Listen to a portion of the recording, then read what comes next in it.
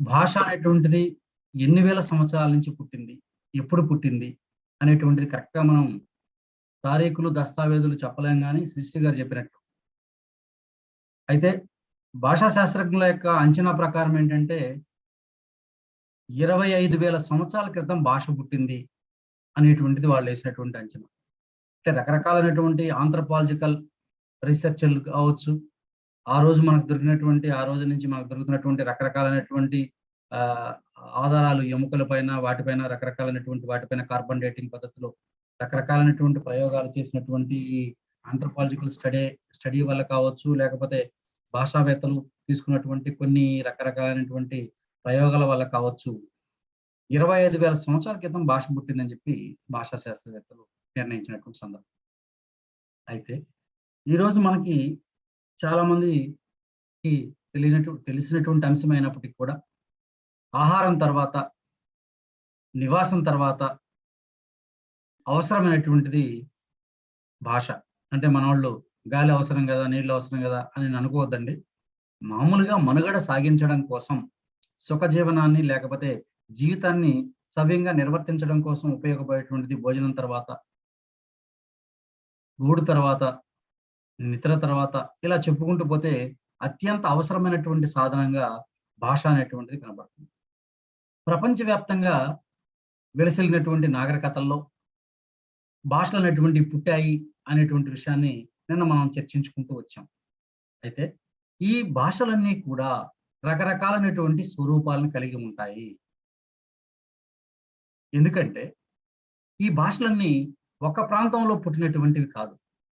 వేర్వేరు ప్రాంతాల్లో పుట్టినటువంటి భాషలు కాబట్టి, ఆయా భాషలు ఒక్కొక్క భాష ఒక్కొక్క లక్షణాలను కలిగి ఉంటుంది. ఆంగ్లం ఒక రకమైనటువంటి ఆహ్, లక్షణాన్ని కలిగి ఉంటుంది. సంస్కృతం ఒక రకమైనటువంటి లక్షణాన్ని కలిగి ఉంటుంది.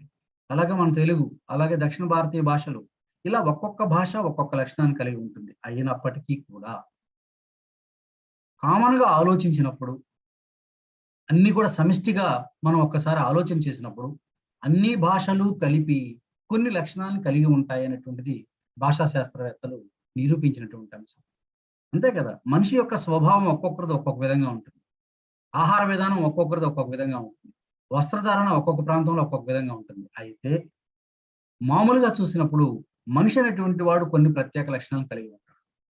2 కాళ్ళతో నడవడం, నడిచేటప్పుడు చేతులు ఊపడం, మాట్లాడేటప్పుడు నోరు కదిలించడం, హావభావాలు వచ్చినప్పుడు చేతులు, ముఖం అలాంటివంటి వాటి కవలికల్లో మార్పు. ఇలాంటివి మనిషి అనేటువంటి వాడు ఎలాంటి లక్షణాలు కలిగి ఉంటాడు. ప్రపంచంలో ఉన్నటువంటి భాషలన్నీ కూడా కలిపి గుట్టపోసినప్పుడు, ఆ భాషలన్నీ కూడా కొన్ని లక్షణాలను కలిగి ఉంటాయి. సామాన్యమైనటువంటి లక్షణాలు కలిగి ఉంటాయనేటువంటిది భాషా శాస్త్రవేత్తలు అంచనా వేశారు. అలాంటి లక్షణాల్లో మన తెలుగు కూడా ఇమిడిపోయింది అనేటువంటిది మనం అర్థం చేసుకోవాల్సినటువంటి అంశం. అయితే ఈ ఏ భాషకు ఆ భాష ప్రత్యేక లక్షణాలు కలిగి ఉన్నప్పటికీ కూడా, ఈ ప్రపంచంలో ఉన్నటువంటి భాషలన్నీ కూడా ఒక 7 లక్షణాలు కలిగి ఉంటాయి అనేటువంటిది భాషా శాస్త్రవేత్తలు నిర్ధారించినటువంటి అంశం. అందులో 1 నిర్మాణ వైవిధ్యం, 2 ఉత్పాదన శక్తి, 3 శబ్దార్థ సంబంధ శక్తి, 4 వక్తృశ్రోత పరిణామం, 5 ప్రేరణ, 6 ప్రేరణ దూరత, 7 సాంస్కృతిక ప్రసరణ. ఈ 7 లక్షణాలను ప్రతి భాష కలిగి ఉంటుంది. ఈ 7 లక్షణాలతో పాటు మరికొన్ని లక్షణాలను కూడా ప్రతి భాష కలిగి ఉంటుందనేటువంటిది మనకి అర్థమవుతున్నటువంటి అంశం. ఆటిని గురించి మళ్ళా చెప్పుకున్నాం. అయితే ఈ 7 లక్షణాలలో ఏంటి అనేటువంటిది మనం ప్రధానంగా గుర్తించుకుంటే, ప్రపంచ భాషలు ఈ 7 లక్షణాలను ఎలా కలిగి ఉన్నాయి అంటే, ప్రపంచంలో ఏ భాష అయినా సరే కొన్ని ధ్వనులను కలిగి ఉంటుంది. ప్రపంచంలో ఉన్నటువంటి ఏ భాష అయినా కూడా కొన్ని ధ్వనులను కలిగి ఉంటుంది. ఈ ధ్వనులన్నీ కలిసి కొన్ని శబ్దాలుగా ఏర్పడతాయి.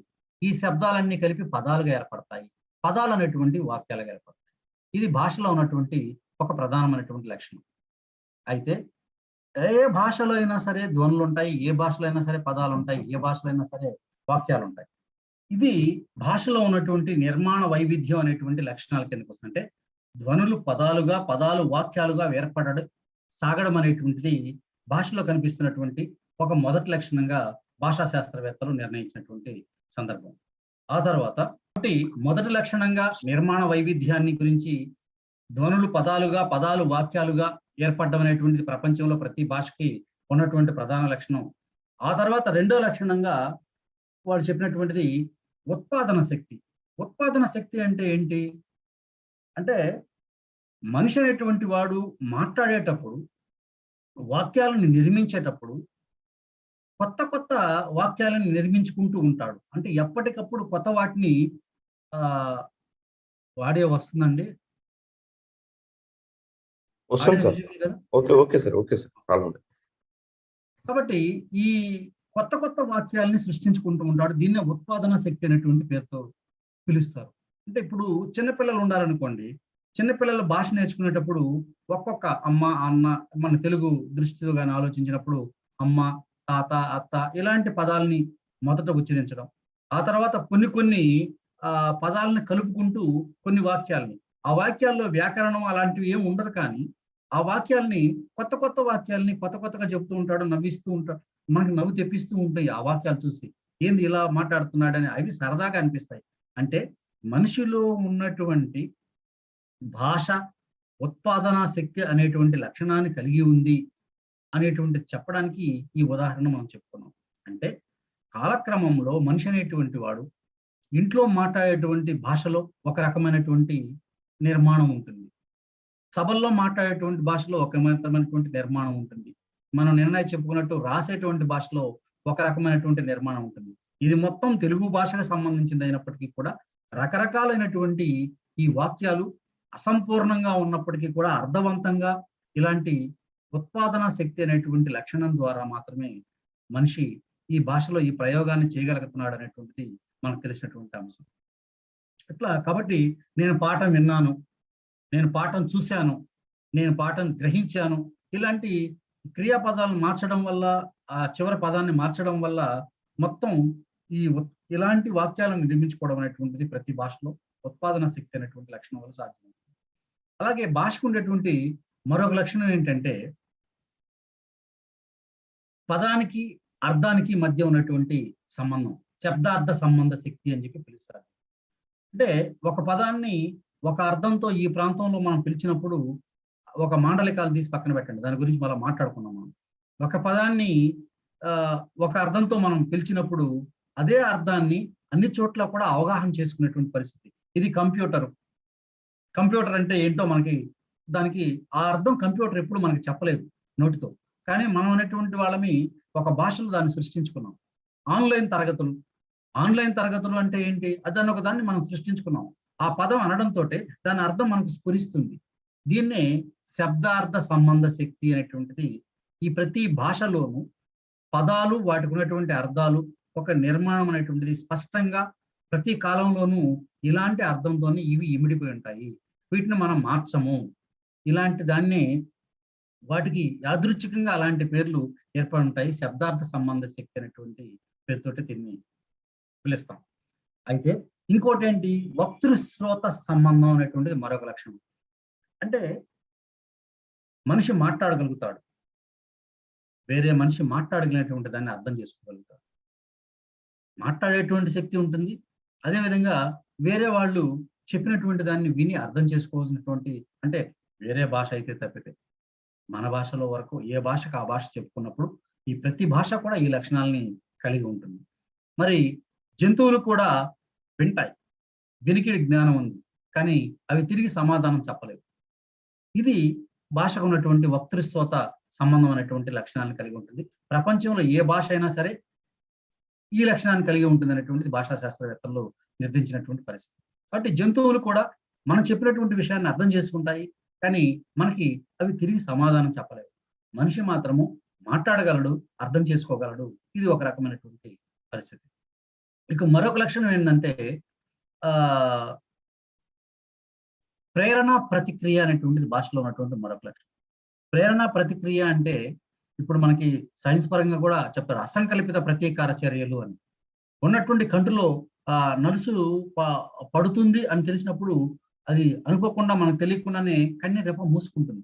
ఎవరు ఆజ్ఞ జారీ చేస్తున్నారు అంటే ఈ అసంకల్పిత ప్రతీకార చర్య అనేటువంటి ఈ చిన్న మెదడులో ఉన్నటువంటి ఒక వ్యవస్థ ఇలాంటి దాన్ని మనకి ఇస్తుంది అనేటువంటిది ఈ రోజు వైద్య రంగ నిపుణులు చెప్పినటువంటి ఎప్పటి నుంచో వాళ్ళు నిర్ధారించి చెప్పినటువంటి అంశం. అలాగే ఈ ప్రేరణ ప్రతిక్రియ అనేటువంటిది భాషలో ఒక లక్షణం. అంటే ఒక మాట అనడంతో వెంటనే ప్రతిక్రియ జరిగిపోతుంది. ఉదాహరణకి రైల్వే ప్లాట్ఫామ్ మీద మనం అందరం నిల్చో ఉన్నాం. రైలు ఆగింది, ఉన్నట్టుండి కోతేసింది.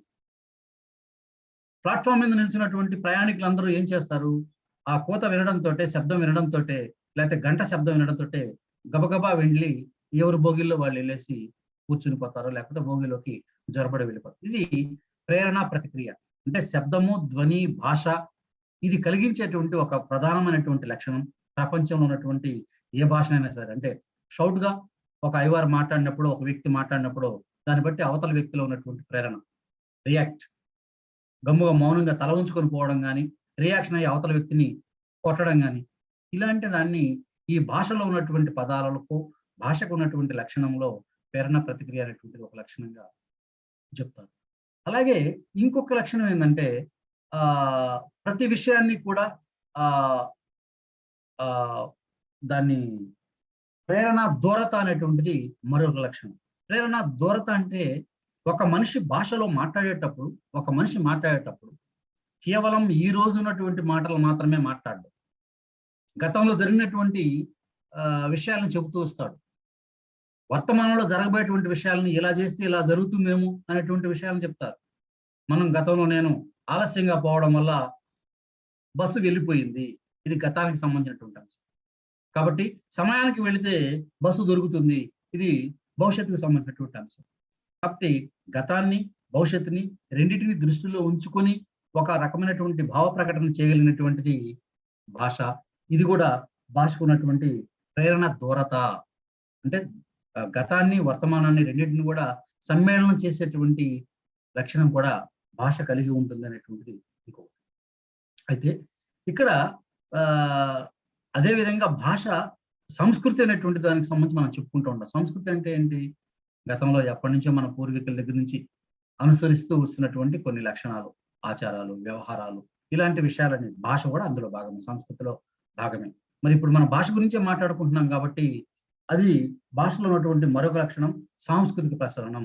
అంటే ఒక భాష అనేటువంటి సంస్కృతిలో భాగం కాబట్టి ఈ భాష ఒక ప్రాంతం నుంచి ఇంకొక ప్రాంతానికి, అదేవిధంగా ఒక తరం నుంచి ఇంకొక తరానికి, ఒక వ్యక్తి నుంచి మరొక వ్యక్తికి ఈ విధంగా ప్రసారం అనేటువంటిది పొందుతూ ఉంటుంది అనేటువంటిది మరొక లక్షణం. అంటే ఏ విధంగా అయితే సంస్కృతి పోతుందో, సంస్కృతిలో ఉన్నటువంటి భాగంగా ఉన్నటువంటి భాష కూడా అనేక ప్రాంతాలకు విస్తరిల్లుతూ ఒక తరం నుంచి మరొక తరానికి పోతూ ఉందనేటువంటి విషయాన్ని భాషా శాస్త్రవేత్తలు ఈ ప్రపంచంలో ఉన్నటువంటి భాషలకన్నిటికీ ఉన్నటువంటి ప్రధానమైనటువంటి ఈ 7 లక్షణాలని కలిపి చెప్తూ వచ్చారు. అయితే ఇటీవల కాలంలో భాషా శాస్త్రవేత్తలు చెప్పినటువంటి అంశం ఏంటంటే భాష పరిసరాల వల్ల వస్తుంది అనేటువంటిది ఒక సిద్ధాంతాన్ని అది వరకు నిర్ధారించారు. అయితే ఇటీవల కాలంలో భాషావేత్తలు ఏమంటారంటే పరిసరాల వల్ల భాష వస్తుండొచ్చు. ఎందుకంటే మనం ఒక తమిళ ప్రాంతంలో పెరిగినప్పుడు మనం తెలుగు వాళ్ళం అయినప్పటికీ తమిళ భాష అనేటువంటి పరిసరాల ప్రభావంలో వస్తుంది. ఒక ఉర్దూ ప్రాంతంలో పెరిగినప్పుడు హైదరాబాదు లాంటి ఉర్దూ వాడకం ఎక్కువగా ఉన్నటువంటి ప్రాంతాల్లో పెరిగినప్పుడు మనం తెలియకుండానే మన భాషలో ఉర్దూ పదాలు, మనం ఉర్దూను కూడా మాట్లాడగలుగుతాం. ఇది పరిసరాల ప్రభావం ఉంటుంది. కానీ అదే విధంగా జీన్స్ పరంగా కూడా భాష అనేటువంటిది వ్యక్తికి సంక్రమిస్తుంది అనేటువంటిది ఒక రకమైనటువంటి కొత్త సైంటిఫిక్ సిద్ధాంతాన్ని కూడా అలా భాషకు ఉన్నటువంటి లక్షణాల్లో భాగంగా దాన్ని చేర్చారు. జీన్స్ పరంగా కూడా భాష వస్తుందా అంటే వస్తుంది. ఎందుకు అంటే మనకి జీన్స్ ని బట్టే రకరకాలైనటువంటి ఈరోజు వ్యాధులు, షుగర్ గురించి చెప్పేటప్పుడు మీకు పూర్వీకులు ఎవరికైనా షుగర్ ఉందా, గుండె పరీక్షలు చేసేటప్పుడు మీ పూర్వీకులు ఎవరికైనా సరే గుండె జబ్బులు ఉన్నాయా, ఇలాంటి విషయాల గురించి చర్చిస్తూ ఉంటారు వైద్యులు. ఇది జీన్స్ కు సంబంధించినటువంటి పరీక్షలో ఎందుకు ఏ విధంగా అయితే చెప్తున్నారో అలా ఉంటే ఒక 25% అవకాశాలు ఉంటాయి మనకు కూడా రావడానికి అనేటువంటిది వాళ్ళు నిర్ధారించుకున్నటువంటి అంశం ప్రయోగాల ద్వారా. అలాగే భాషలో కూడా మనకి జీన్స్ ద్వారా ఒక రూపం వస్తుంది. ఒక వాగవయవాలు, ముఖ యంత్రంలో ఉన్నటువంటి రకరకాలైనటువంటి అవయవాలు అనేటువంటివి జీన్స్ ద్వారా పుట్టుకొచ్చేటువంటి అవకాశం ఉంది. అలాంటి అవయవాలు పుట్టినప్పుడు అలాంటి భాషే మనకి అలాంటి ఉచ్చారణే మనకు లభిస్తుంది. చాలా వరకు మనం గమనించండి, మన తండ్రుల్లాగా మనం మాట్లాడేటువంటి సందర్భాలు మనకు కనపడుతుంటాయి. అంటే ప్రవర్తనే కాదు, గొంతులో కూడా కాస్త ఆ లక్షణాలు అనేటువంటివి కనపడుతూ ఉంటాయి.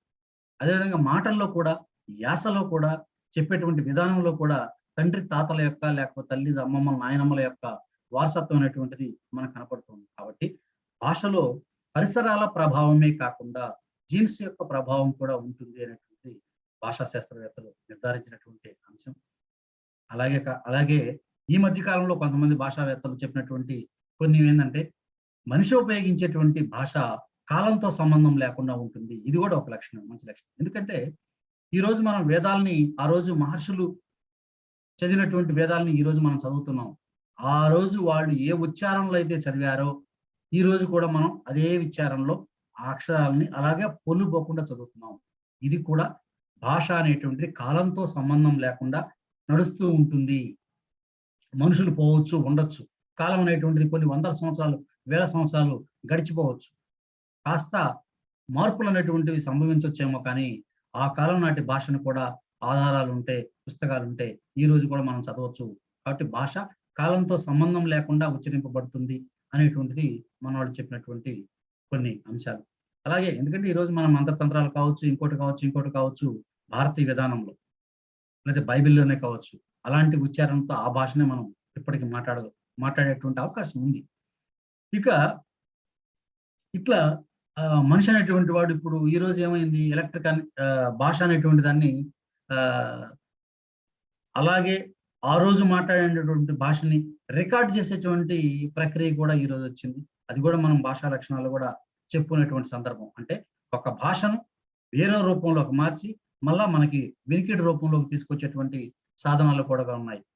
ఎందుకంటే వాటిని ఎలక్ట్రోమాగ్నెటిక్ తరంగాల్లాగానో ఎలాగో మార్చి అలా పెట్టేసి టేప్ రికార్డర్ల ద్వారానో లేకపోతే ఈరోజు నేను ఇక్కడ తిరుపతిలో ఉండి చెబుతూ ఉంటే వివిధ ప్రాంతాల్లో, రాష్ట్రేతర ప్రాంతాల్లో, వివిధ ప్రాంతాల్లో ఉంటున్నటువంటి మీరందరూ వినగలగడానికి, చూడగలగడానికి కారణం కూడా భాష అనేటువంటిది ఒక ప్రత్యేకమైనటువంటి ఆ లక్షణాన్ని కలిగి ఉంది కాబట్టి మీరు వినగలుగుతున్నారు అనేటువంటిది భాషా శాస్త్రవేత్తలు తెలియజేసినటువంటి అంశం. కాబట్టి భాష అనేటువంటిది ఎలా పుట్టింది అనేటువంటి దానికి సంబంధించి మనం చర్చించుకున్నాం. భాష అనేటువంటిది ఎలాంటి లక్షణాలు కలిగి ఉంది అనేటువంటి విషయాన్ని చెప్పుకున్నాం. ఇది కేవలం ఒక ఉపోద్ఘాతానికి మాత్రమే ఉపయోగపడుతుంది. ఒక పత్రికా రంగంలో ఉన్నటువంటి మీరు తెలుగు భాషకు సంబంధించి రోజు పరిచయంతో నిరంతరం సాధనతో ముందుకెళ్తున్నటువంటి మీరు ఈ భారతీయ భాషల్లో అంతర్భాగమైనటువంటి ఈ తెలుగు కూడా పుట్టుకలో, లక్షణాలలో ఇలాంటివే కలిగి ఉంటుంది అనేటువంటిది ఎలాంటి సందేహం. అయితే మనం భారతదేశానికి వచ్చినప్పుడు భారతదేశంలో ఉన్నటువంటి భాషల్లో తెలుగు ఎక్కడుంది, మన స్థానం ఎక్కడుంది, మన అడుగులు ఎక్కడున్నాయి, మన ఉచ్ఛ్వాస నిశ్వాసాలు ఎక్కడ ఉన్నాయి, లేకపోతే మన భావజాలం ఎక్కడుంది అనేటువంటి విషయాన్ని మనం వెతుకుంటూ వెళ్ళినప్పుడు మనకంటే ముందు ఒక మిత్రులు అడిగారు పాశ్చాత్యుల గురించే చెప్తున్నారని. మనకంటే ముందు మన అడుగుల గురించి, మన భాష గురించి, మన సంస్కృతి గురించి పరిశోధన చేసినటువంటి వాళ్ళు ఆంగ్లేయులే. అంటే దురదృష్టవశాత్తు, అదృష్టవశాత్తు వాళ్ళు ఈస్ట్ ఇండియా కంపెనీలో భాగంగా ఇక్కడికి వచ్చారు ఉద్యోగుల రూపంలో. ఆ ఉద్యోగుల రూపంలో వచ్చినటువంటి క్రమంలో వాళ్ళు రకరకాలైనటువంటి చేశారు. బ్రౌన్ లాంటి వాళ్ళు తెలుగు భాషకు సేవ చేసినట్టుగానే భాషావేత్తలు కూడా ప్రపంచంలో ఉన్నటువంటి అనేక భాషలతో పాటు భారతీయ భాషల కూడా పైన కూడా పరిశోధన చేసినటువంటి సందర్భం. ఈ సందర్భంలో భారతదేశంలో ఉన్నటువంటి భాషలన్నీ కూడా ఒక భాష నుంచే పుట్టాయి అనేటువంటిది కొంతమంది చేసినటువంటి వాదన. అలా కాకుండా ఏ దేశాల్లో ఉన్నటువంటి భాషలు ఆయా నాగరికతల ప్రకారంగా ఒక్కొక్క సముదాయంగా పుట్టి అవి అభివృద్ధి చెందాయి అనేటువంటిది కొంతమంది చేసినటువంటి వాదన లేకపోతే సిద్ధాంతం. అయితే ఏకమూలవాదం అంటారు. ప్రపంచంలో ఉన్నటువంటి భాషలన్నీ ఒకే భాష నుంచి పుట్టాయి, అయితే భారతదేశంలో ఉన్నటువంటి భాషలన్నీ ఒకే భాష నుంచి పుట్టాయి అని చెప్పడాన్ని ఏకమూలవాదం అంటారు. అలా కాకుండా భిన్న సమాజాలలో భిన్నమైనటువంటి భాషలు పుట్టాయి అని చెప్పడాన్ని బహుమూలవాదం అంటారు. అయితే ఆ తర్వాత ఆలోచించి రకరకాలుగా పరిశోధన చేసిన తర్వాత ఏకమూలవాదం అంటే ఒక భాష నుంచి అనేక భాషలు పుట్టి విడిపోయాయి అనేటువంటి ఈ వాదాన్ని బహుమూలవాదులు అనేటువంటి వాళ్ళు గెలిచారు. ఒక భాష నుంచి ఇన్ని భాషలు పుట్టలేదు. పుట్టింటే ఇన్ని లిపులు వచ్చాయి కాదు. పుట్టుంటే ఇన్ని ఉచ్చారణలు వచ్చాయి కాదు. ఇంత మార్పులు అనేటువంటివి జరిగాయి కాదు. ఇలా విడిపోలేదు. కేవలం భాషలు అనేటువంటివి ఆయా ప్రాంతాలలో భౌగోళిక పరిస్థితులను బట్టి, ఆయా ప్రజల యొక్క వాగ్ అవయవాల కదలికలను బట్టి, శీతోష్ణ స్థితిని బట్టి ఆయా జన సమూహాల్లో ఆవిర్భవించాయి. ఆవిర్భవించినటువంటి ఆ భాషలు కొన్ని కుటుంబాలుగా వికసిల్లి, విరాజిల్లి, ఒక ప్రత్యేక భాషా కుటుంబంగా ఏర్పడి, ఆ భాష మాట్లాడేటువంటి వాళ్ళందరూ వివిధ ప్రదేశాలకు వలస వెళ్ళడం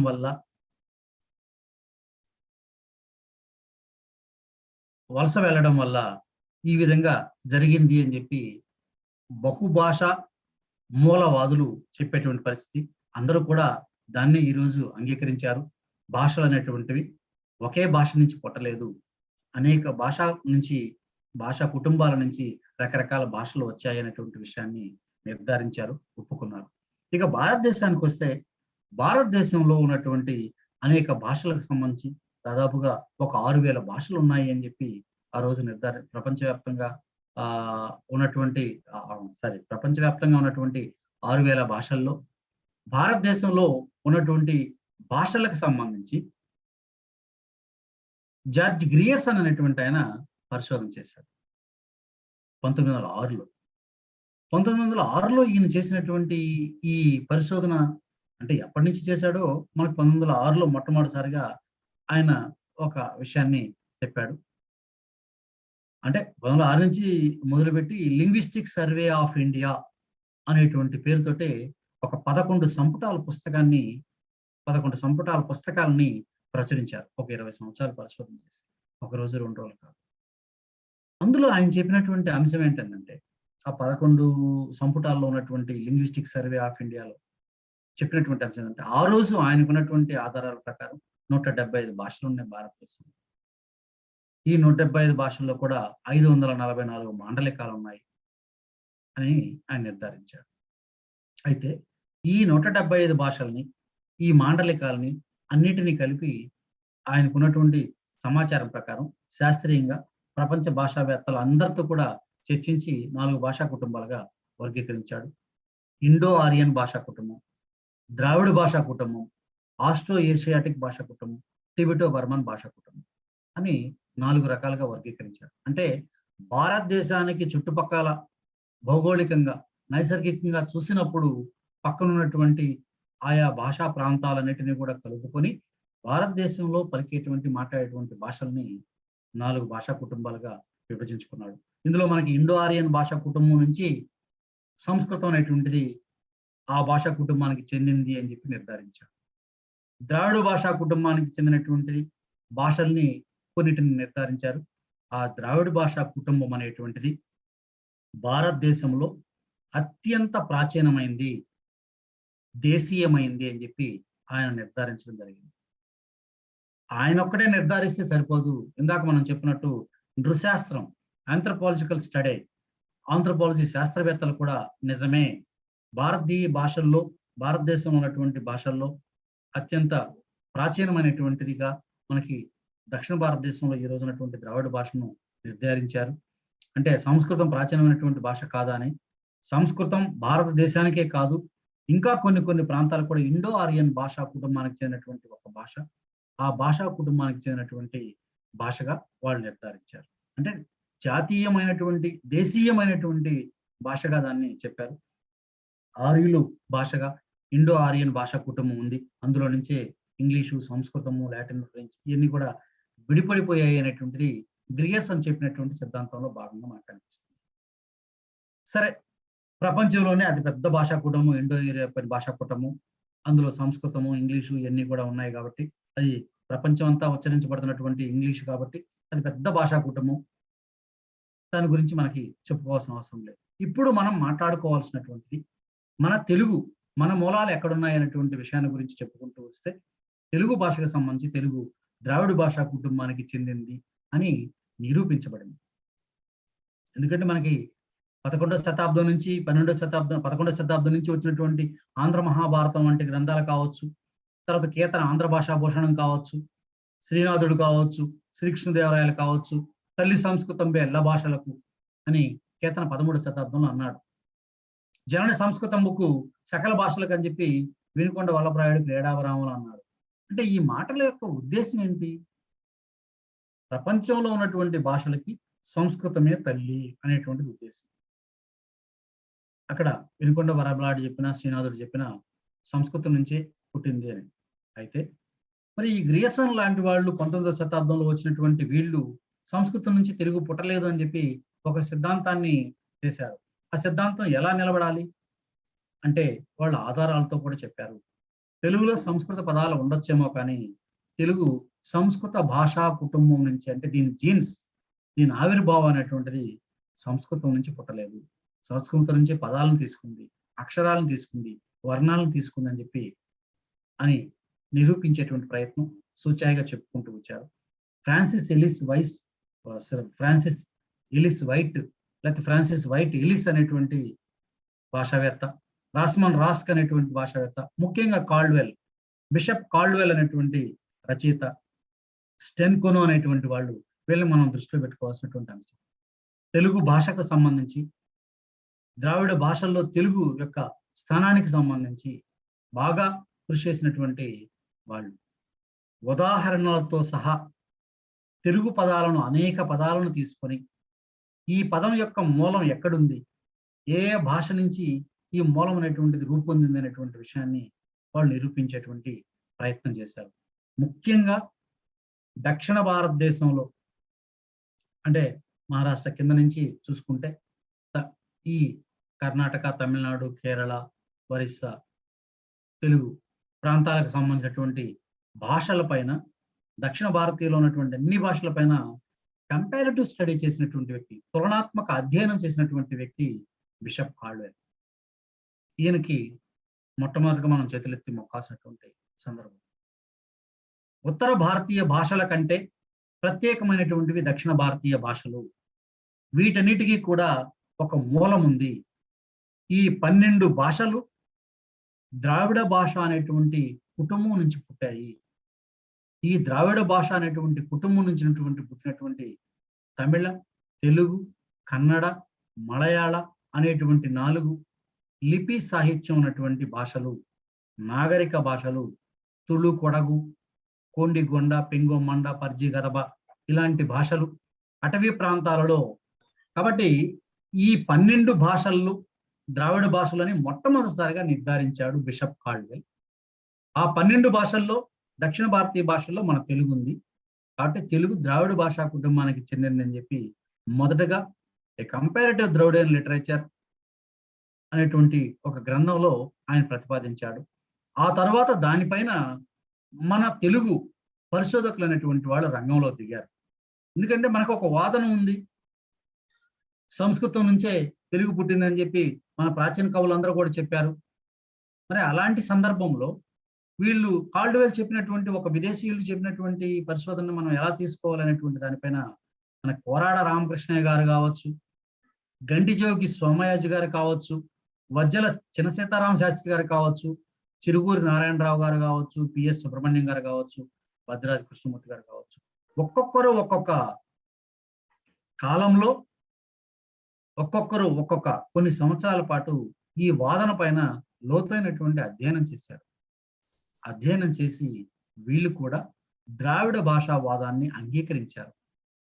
తెలుగులో సంస్కృత పదాలు ఉండొచ్చు, తెలుగులో సంస్కృత అక్షరాలు ఉండొచ్చు, వర్ణాలు ఉండొచ్చు, కానీ తెలుగుకి సంస్కృతం జనక భాష కాదు, మాతృభాష కాదు, ద్రావిడ భాషే అని వాళ్ళు కూడా నిర్ధారించడం జరిగింది.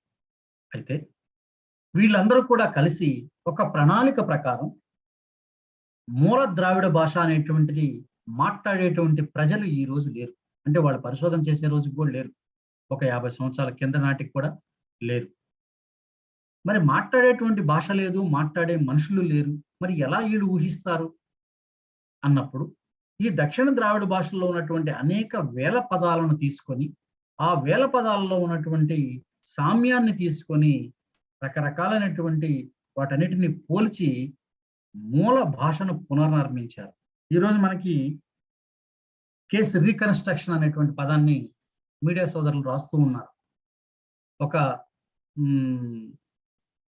నిందితుడిని తీసుకొచ్చి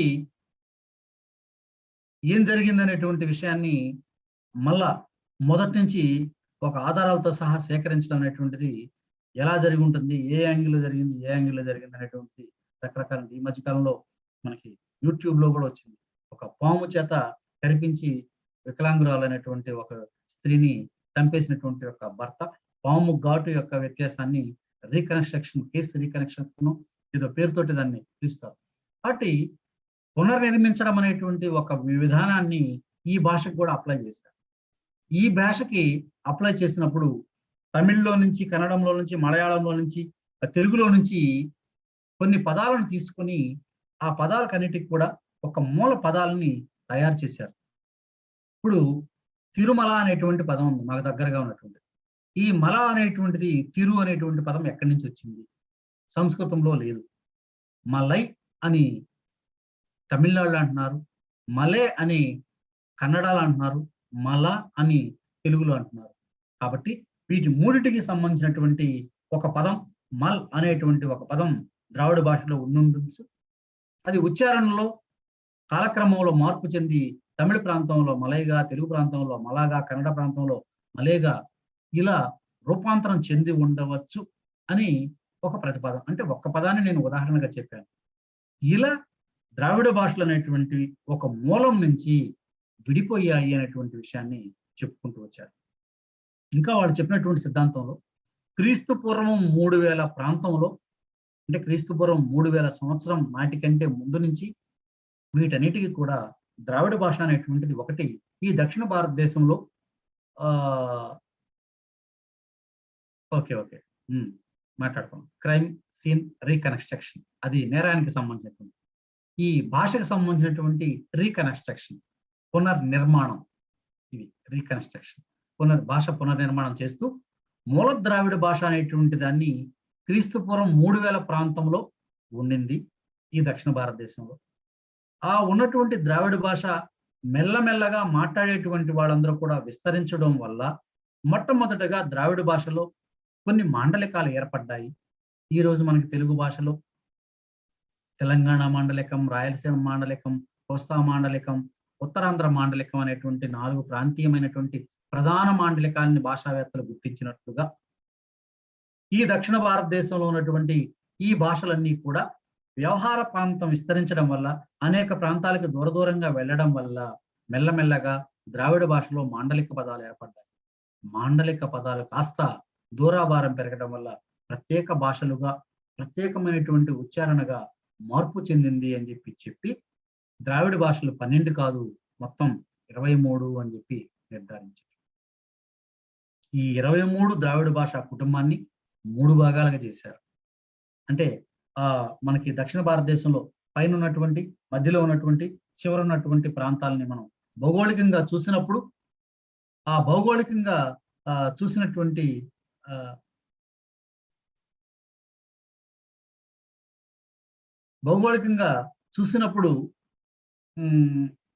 పైన ఉన్నటువంటిది ఉత్తర ద్రావిడ భాషలు అన్నారు, మధ్య ద్రావిడ భాషలు అన్నారు, దక్షిణ ద్రావిడ భాషలు అన్నారు. ఉత్తర ద్రావిడ భాషల్లో 3 చెప్పారు. ఈ మధ్యకాలంలో కుడుక్, మాల్తో, బ్రాహుయి అనేటువంటి 3 భాషల్ని కొత్త ద్రావిడ భాషలు అని చెప్పారు. ఈ మధ్యకాలంలో మనకి ఆఫ్ఘనిస్తాన్‌లో ఈ తమిళానికి దగ్గరగా ఉన్నటువంటి, లేకపోతే ద్రావిడ భాషలకు దగ్గరగా ఉన్నటువంటి ఒక తెలుగు పదాన్ని ఉచ్చరించారని చెప్పి ఈ మధ్య ముదిగంటి సుజాతారెడ్డి గారు ఎవరో ఒక పత్రికలో ఒక చిన్న ఐటెం వచ్చింది, చూశాను నేను. అంటే అక్కడ ఉన్నటువంటి ఆఫ్ఘనిస్తాన్‌లో ఉన్నటువంటి వాళ్ళు తెలుగు మాట్లాడుతున్నారు, ఈ తెలుగు తమిళాలకు సంబంధించినటువంటి వాళ్ళు మాట్లాడుతున్నారు అనేటువంటిది ఒక వార్త. దానికి సంబంధించి పూర్తిగా ఐడియా లేదు, మీరు కూడా చూస్తుంటారు. ఆ పదం బ్రాహుయికి సంబంధించింది అని చెప్పి ఆమె నిర్ధారించింది, మేడం గారు, ముదిగంటి సుజాతారెడ్డి గారు. ఈ బ్రాహుయి అనేటువంటిది ఎక్కడి నుంచి వచ్చిందంటే మన ద్రావిడ భాషలో ఉన్నటువంటి ఒక భాష అది. కాబట్టి ఈ పదాలు అక్కడ కూడా ఉండొచ్చు. ఆమె ఆ భాష మాట్లాడడానికి అక్కడ ఉన్నటువంటి వ్యక్తి ఆ భాష మాట్లాడడానికి కారణం అది అని చెప్పి ఊహించారు ఆ వ్యాసంలో. అయితే ఇక్కడ మనం ఆలోచించాల్సినటువంటిది ఏంటంటే, ఈ 3 రకాలుగా ద్రావిడ భాషలను వర్గీకరించిన తర్వాత కొత్త ద్రావిడ భాషల్లో 3 ఉన్నాయి. మధ్య ద్రావిడ భాషల్లో ఒక ఆహ్, 14 ఉన్నాయి. ఆ తర్వాత దక్షిణ ద్రావిడ భాషల్లో తమిళం ఇలాంటి ఒక 8 భాషలు. ఈ 23 భాషల్లో కూడా తెలుగు మధ్య ద్రావిడ భాషా కుటుంబానికి చెందినటువంటిది. తెలుగు మధ్య ద్రావిడ భాషా కుటుంబానికి సంబంధించినటువంటిది. తెలుగు, కన్నడం, తెలుగు, తొద, గోండి కొండ, పెంగో మండ, బర్జి గదబ, కుయి, కువి, కోలామి, నాయకి, వల్లారి అనేటువంటి ఇవన్నీ కూడా మధ్య ద్రావిడ భాషకు సంబంధించినటువంటి పదాలు. అంటే మనం ద్రావిడ అంటే దక్షిణ భారతదేశంలో చూసుకున్నప్పుడు మధ్య ప్రాంతంలో ఉంటాం. ఇక అడుగునటువంటివి తమిళం, మలయాళం ఇలాంటివన్నీ కూడా దక్షిణ ద్రావిడ భాషలకు సంబంధించినటువంటి 8 భాషలుగా నిర్ధారించారు. సరే, ఏది ఏమైనప్పటికీ కూడా ద్రావిడ భాషా కుటుంబంలో నుంచి మధ్య ద్రావిడ భాషల్లో నుంచి మన తెలుగు అనేటువంటిది ఆవిర్భవించింది. ఇది సంస్కృతం నుంచి పుట్టింది కాదు అనేటువంటి అది వరకు చేసినటువంటి మన దేశీయమైనటువంటి విద్వాంసులు చేసినటువంటి సిద్ధాంతాన్ని పూర్వపక్షం చేస్తూ ఖండిస్తూ ఒక కొత్తదైనటువంటి శాస్త్రీయమైనటువంటి ఆధారాలతో కూడినటువంటి అందరికీ ఆమోదయోగ్యమైనటువంటి ఈ వాదాన్ని భాషా శాస్త్రవేత్తలు నిర్ధారించారు. అంటే తెలుగు అనేటువంటిది ద్రావిడ భాషా కుటుంబానికి చెందినటువంటిది. ఈ ద్రావిడ భాషా కుటుంబానికి చెందినటువంటి తెలుగు అనేటువంటిది ముఖ్యంగా మధ్య ద్రావిడ భాషా కుటుంబానికి చెందినటువంటిది అని నిర్ణయించారు. మరి సంస్కృతాన్ని అభిమానించేటువంటి పండితులు సంస్కృతమే మూల భాష కదా తెలుగుకి అని చెప్పి ఆరాధించేటువంటి విద్వాంసులు వాదనకు దిగారు. వాదనకి దిగి ఇదిగో ఈ షా ఈ మహాప్రాణాక్షరాలు ఖ చ ట తప ఇవన్నీ సంస్కృతంవే తెలుగులో ఉండేటువంటిది అని చెప్పి రకరకాలైనటువంటి ప్రయత్నాలు చేశారు. కాబట్టి సంస్కృతం నుంచే తెలుగు పుట్టింది అనేటువంటి వాదనకు దిగినటువంటి సందర్భంలో ఈ మహాప్రాణాల్ని తీసుకున్నటువంటి మాట వాస్తవమే.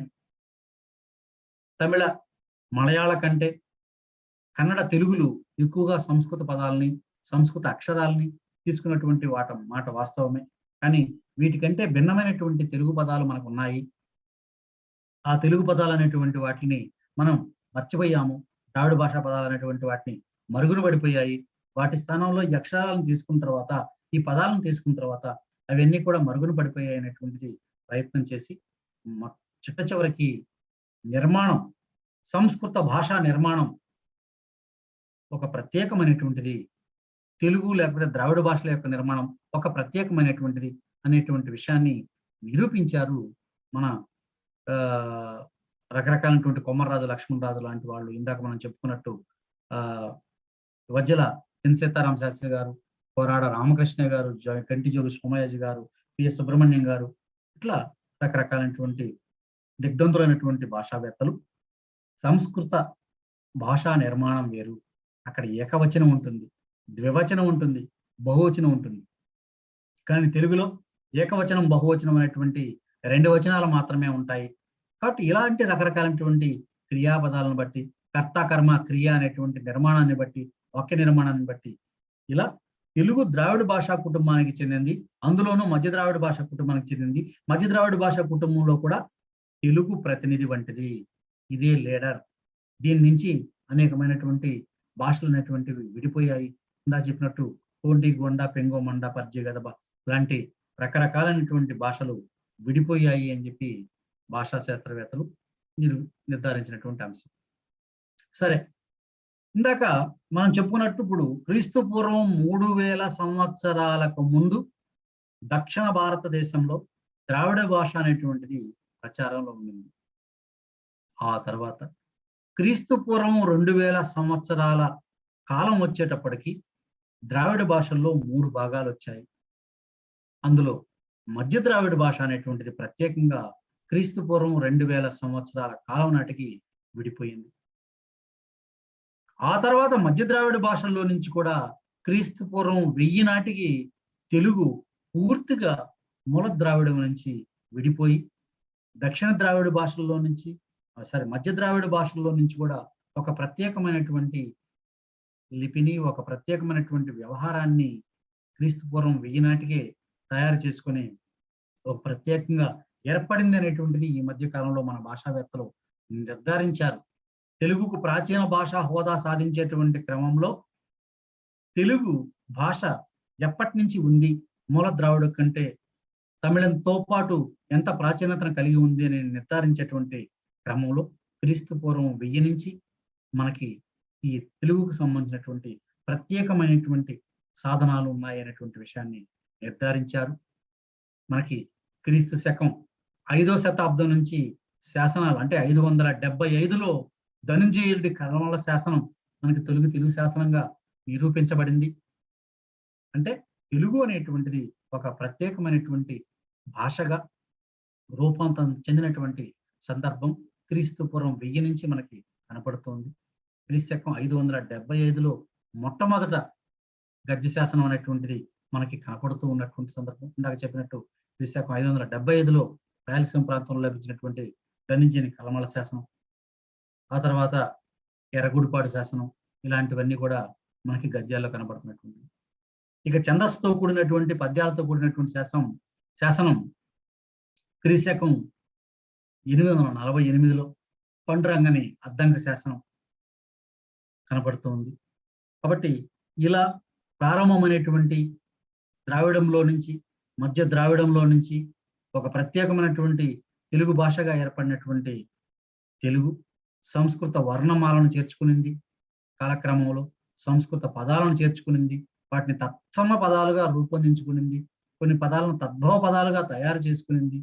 ఒక ద్రావిడ భాషా కుటుంబం నుంచి ఒక ప్రత్యేకమైనటువంటి భాషగా ఏర్పడి భారతదేశంలో ఈరోజు 3వ స్థానాన్ని కలిగినటువంటి వ్యావహారిక భాషగా తెలుగు ద్రావిడ భాషా కుటుంబంలో కనిపిస్తూ ఉంది.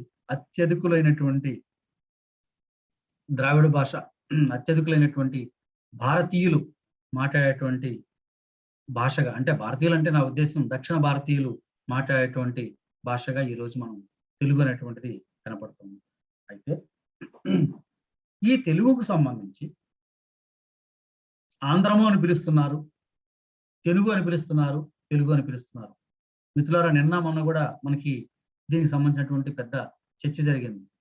ఇప్పుడు మనం మాట్లాడుకునేటువంటిది ఏ ప్రాంతంలో ఉన్నటువంటి తెలుగు అనేటువంటి దాని గురించి కాదు, తెలుగు గురించి మాత్రమే మనం మాట్లాడుకుంటున్నాం. మొత్తం ఉన్నటువంటి తెలుగు గురించి మాట్లాడుకుంటున్నాం. అయితే ఈ తెలుగుకి కొన్ని పర్యాయ పదాలుగా మనకు కనపడుతున్నాయి. ఆంధ్రం అనేటువంటి పేరుతో పిలిచాము ఒక దశలో, తెలుగు అనేటువంటి పేరుతో పిలిచాము, తెలుగు అనేటువంటి పేరుతో పిలిచాము. అయితే ఇవన్నీ కూడా ఏ రూపం నుంచి ఏ రూపానికి వచ్చాయి అంటే ఈ 3 పదాలు కూడా పర్యాయ పదాలే, వేరు వేరు పదాలు కాదు. ఇవన్నీ కూడా ఒక భాషని, ఒక జాతిని, ఒక దేశాన్ని, ఒక ప్రాంతాన్ని గుర్తు తెచ్చేటువంటి పదాలే, వేరు వేరు కాదు. మొట్టమొదట జాతివాచకంగా ఇవి ప్రయోగించబడ్డాయి. ఆంధ్ర జాతి, తెలుగు జాతి, తెలుగు జాతి అనేటువంటి పేరుతోటే మనకు ప్రాచీన గ్రంథాల నుంచి, శాసనాల నుంచి పిలువబడ్డాయి ఈ 3 పేర్లు. ఆ తర్వాత జాతివాచకం తర్వాత దేశవాచకంగా పిలువబడ్డాయి. అంటే జాతి దేశంగా రూపాంతరం చెందింది. జాతి దేశంగా రూపాంతరం చెందిన తర్వాత భాషావాచకంగా అది మారింది. అంటే ఈ దేశంలో ఉన్నటువంటి వాళ్ళందరూ మాట్లాడేటువంటి భాష ఇది అని చెప్పి ఒక నిర్ధారణకు వచ్చారు. కాబట్టి ఈ ఆంధ్రము, తెలుగు అనేటువంటివి 3 కూడా పర్యాయ పదాలే. మన భాషకు, మన జాతికి, మన దేశానికి, అంటే మన ఆంధ్రదేశానికి, తెలుగు ప్రాంతానికి వేరువేరుగా ఉపయోగించబడినటువంటి పదాలే అని చెప్పి జిఎన్ రెడ్డి గారు ఒక లోతైనటువంటి వ్యాసాన్ని రాశారు. ఆ వ్యాసాన్ని మీరు చూసినట్లయితే మనకి ఏది ముందు ఏది వెనక అనేటువంటి విషయం అర్థమైపోతుంది. అయితే ఇక్కడ ఈరోజు మనం ఆంధ్రము, తెలుగు అనేటువంటిదే కాకుండా ఇంకా రకరకాలైనటువంటి పేర్లు కూడా మన తెలుగు వాళ్ళకి ఉండేవి. బడుగా అనేటువంటి ఒక పేరు ఉంది. వడుగా అనేటువంటి ఒక పేరు ఉంది. వడుగర్ అనేటువంటిది ఉంది. పోర్చుగీస్ వాళ్ళైతే తెలుగు వాళ్ళని జంతియో అని చెప్పి పిలిచారు. సో జంతియా, బడగా, వడుగా, బడగర్, త్రిలింగ, తెలుగు, వ్యాసం పెట్టిద్దాం. మీకు మెటీరియల్ ఇస్తాం కదా! ఆ మెటీరియల్‌లో ఆ వ్యాసం యొక్క సారాంశం వస్తుంది. ఆంధ్రము, తెలుగు అనేటువంటి దానికి సంబంధించి మనకి వేసినటువంటి భాషా శాస్త్ర సంబంధమైనటువంటి గ్రంథాల్లో ఎక్కడైనా కూడా మనకు దొరుకుతుంది. పెడదాం. అదేం సమస్య లేదు. వ్యాసాన్ని ఆంధ్రం, తెలుగు అనేటువంటి వ్యాసాన్ని పెడదాం.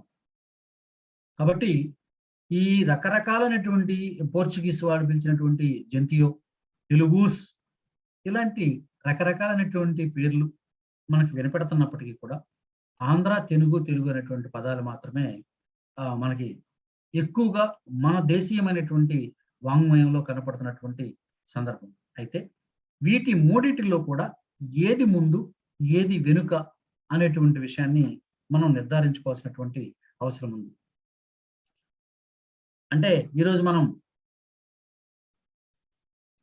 దక్షిణ భారతదేశంలో నివసిస్తున్నటువంటి వాళ్ళందరినీ కూడా ఆంధ్రులు అని చెప్పి ఆ రోజు మెగస్థనీస్, ఇండికా లాంటి గ్రంథాలు, చంద్రగుప్త మౌర్యుడి యొక్క ఆస్థానానికి వచ్చినటువంటి గ్రీకు రాయబారి మెగస్థనీస్ చెప్పినటువంటి ఆధారాలు లాంటివి చెబుతున్నప్పటికీ కూడా అంటే ఎంత ప్రాబల్యం మన వాళ్ళు కలిగి ఉన్నారు అనేటువంటిది దక్షిణ భారతదేశంలో దక్షిణా పదంలో ఉన్నటువంటి వాళ్ళలో అత్యంత శక్తిమైనటువంటి వాళ్ళు, బలమైనటువంటి వాళ్ళు, ఎక్కువ గజ, పదాది, తురగ అంటే చతుర్విధ బలగాలను కలిగినటువంటి వాళ్ళు అంటే ఆంధ్రులు అనేటువంటి పేరుతోటి ఆయన ప్రస్తావించడం జరిగింది.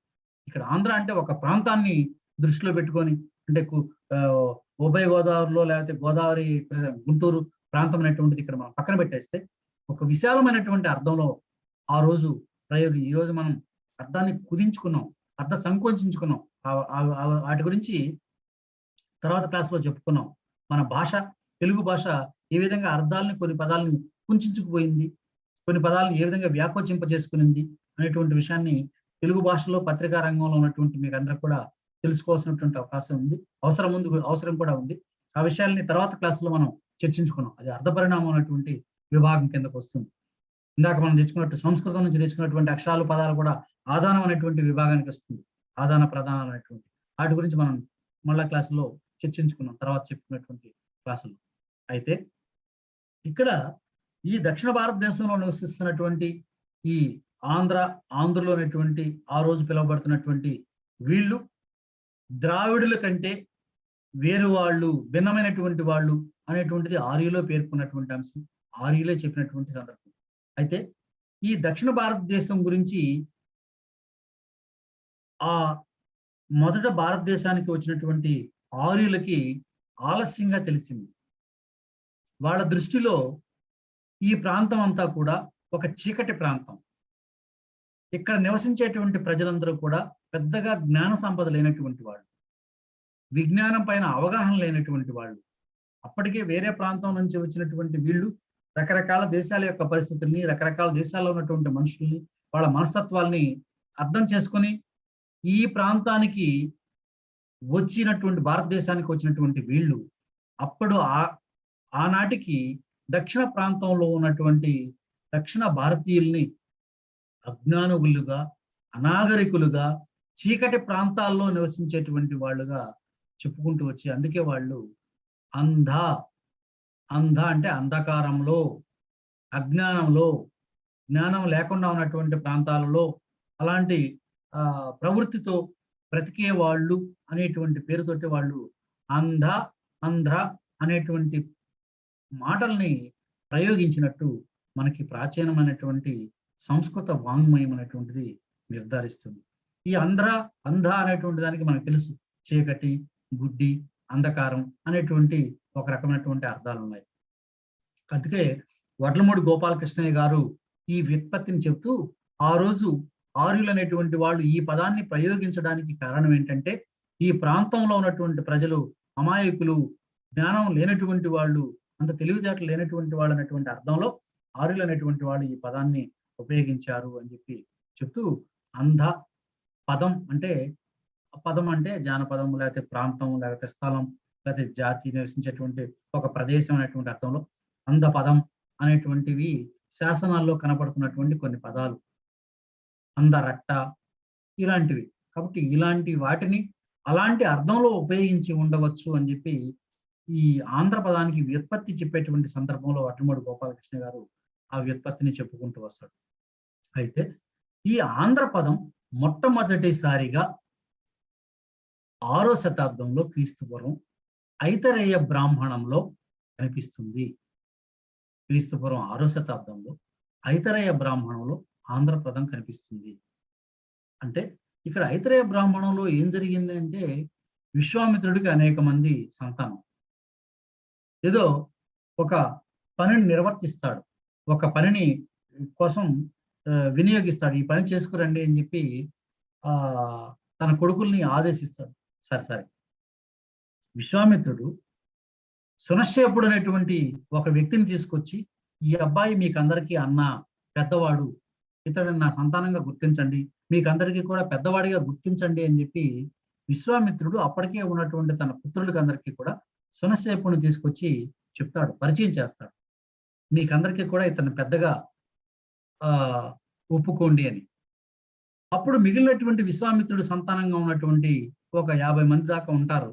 వాళ్ళందరూ కూడా విశ్వామిత్రుడి యొక్క నిర్ణయాన్ని వ్యతిరేకిస్తారు.